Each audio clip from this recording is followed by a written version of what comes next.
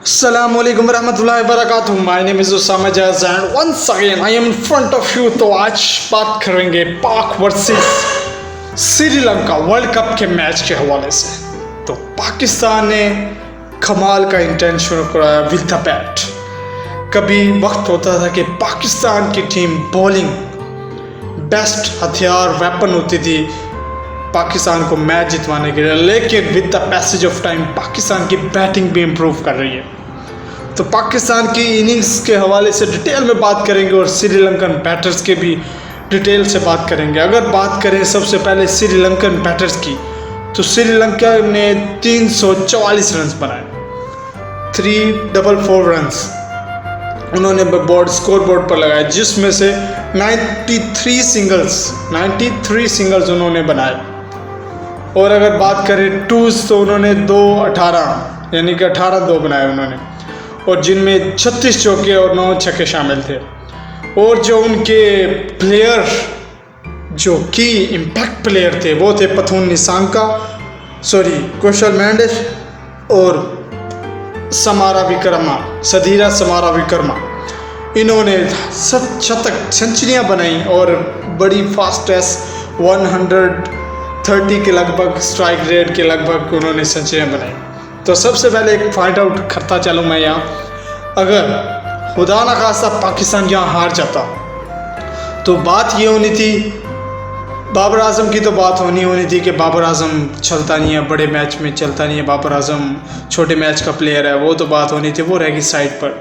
लेकिन बात होनी थी कि अगर उनकी सेंचुरीज देखी जाए श्रीलंकन प्लेयर्स की, तो उन्होंने 130 के स्ट्राइक रेट से बनाए, 140-30 के स्ट्राइक रेट से। अगर हमारी सेंचुरीज देखी जाए तो हमारे 100 स्ट्राइक रेट से या 96 इस स्ट्राइक रेट से बनाया। तो इसमें बात हो रही थी, उस वक्त आपको ये नेगेटिव पॉइंट्स नज़र आने थे। लेकिन बात यह है कि ओडीआई क्रिकेट में स्ट्रैटेजी के साथ, दिमाग प्लानिंग के साथ आपको चलना पड़ता है। Strike also matters in modern era cricket, लेकिन आपको अपनी भारी किस्सा बिल्डअप करनी है, वहाँ के कोई अंधाधुंध आके फायर नहीं चला देने आपको। और उसी तरह पाकिस्तानी प्लेयर्स ने अच्छी कमबैक किया और पाकिस्तान अर्ली 2 विकेट्स, जिसमें बहुत इंपॉर्टेंट विकेट बाबर आजम की थी जो सॉफ्ट डिसमिसल था, वो एक कह लें कि बैड फॉर्म तो नहीं कहूँगा लेकिन अनलकी रहे। जिस तरह वो लेग स्टंप पर जाती हुई बॉल को टच होगी और कीपर के हाथ में उन्होंने कैच थमा दिया, लेकिन उसके बाद जिस तरह अब्दुल्ला शफीक ने उस मौके को ग्रैब किया, क्योंकि उनको मैच खिलाया नहीं जा रहा था। एशिया कप में उन्हें एक मैच दिया, उन्होंने 50 जड़ दी। यहाँ मैं बाबर आजम को क्रिटिसाइज़ करूँगा कि ये जो थोड़ा बहुत जो इन्होंने बनाया हुआ है ना टीम में, कि नहीं उन्होंने अपनी प्लेयर को डालना है, खिलाना है, अच्छी बात है, आप प्लेयर को मौका दें, लगातार खिलाएं, लेकिन जो आपके पास एक बैक पे आपके रिजर्व में एक अच्छा प्लेयर बैठा है, आप उसको मौका दें।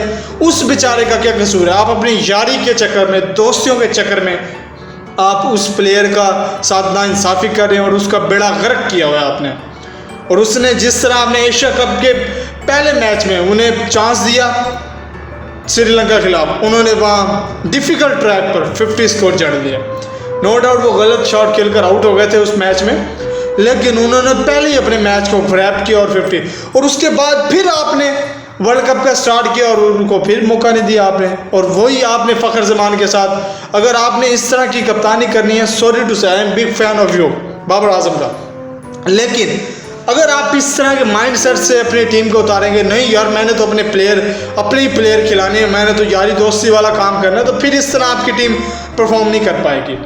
फ़खर जमान आपको पता है कि वो परफॉर्म करके नहीं दे रहे, तो फिर आप why are you including him in playing 11?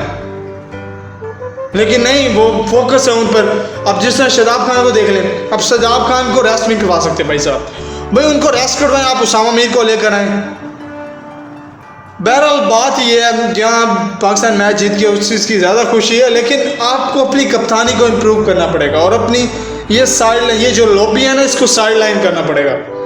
Hasan Ali, हम सारे क्रिटिसाइज़ कर रहे थे, हसन अली ने उन्होंने अपनी एक लॉबी को उसमें शामिल कर लिया। ज़मान खान हसन अली की जगह नहीं बनते थे, ज़मान खान वसीम जूनियर की जगह बनते थे।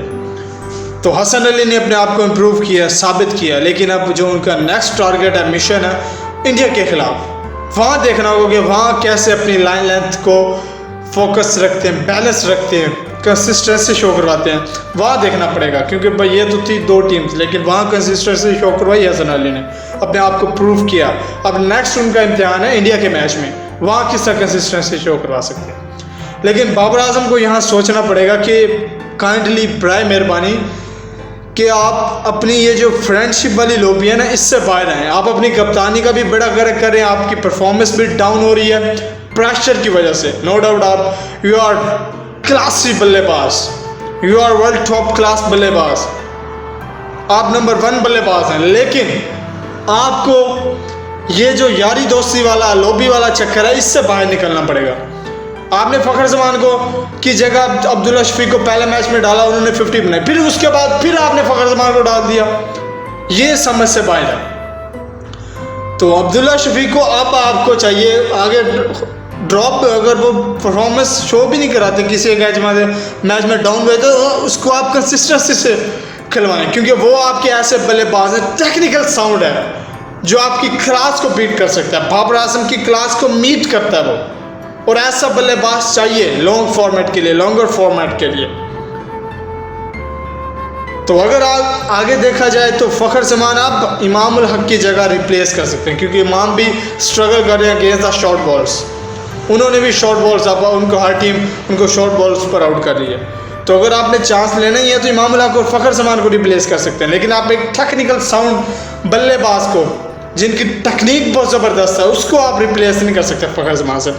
तो खैर कंटिन्यू करते हैं आगे। तो अब्दुल्ला शफीक ने जिस तरह आकर मोमेंटम दिया टीम को, पाकिस्तान की टीम को, और अपने पहले ही वर्ल्ड कप के डेब्यू में ही उन्होंने आके सेंचुरी दाग डाली और पाकिस्तान को एक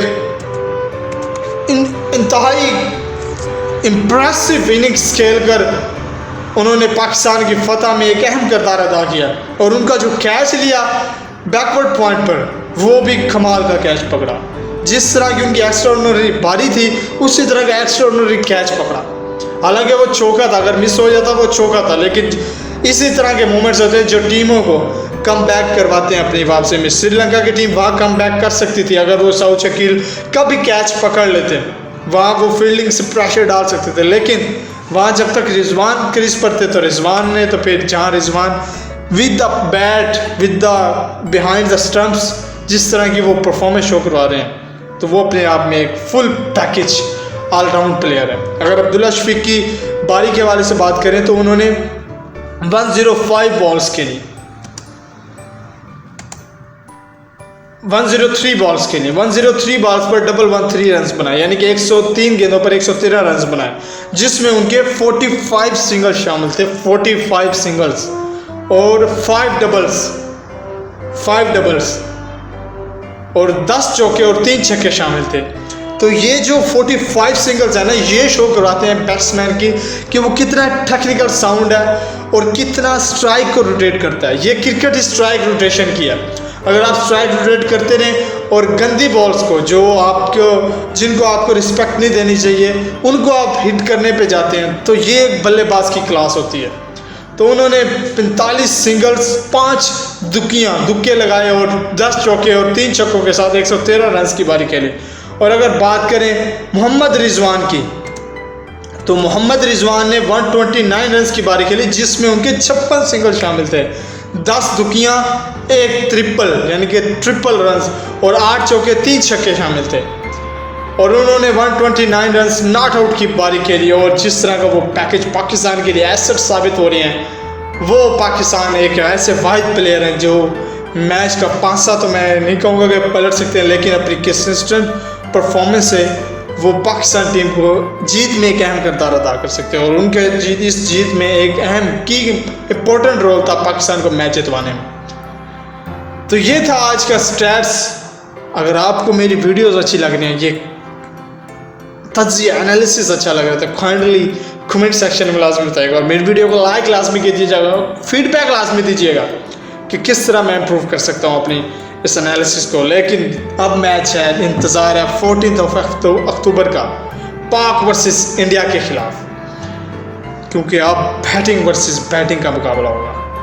नो डाउट इंडिया को बॉलिंग पर हमारे से एज है, इंडिया बॉलिंग से हमसे एज ले रहा है, लेकिन हमने जिस तरह की बैटिंग परफॉर्मेंस शो करवाई है तो देखते हैं कि क्या हम पाकिस्तानी बैटर्स इंडियन बॉलर्स के सामने भी टिक पाते हैं, क्या उन्हें भी इसी तरह धूल चटा सकते हैं जिस तरह उन्होंने श्रीलंका को धूल चटाई। तो मिलते हैं आपसे अगली वीडियो में, तब तक के लिए अल्लाह ने के बाद पाकिस्तान जिंदाबाद।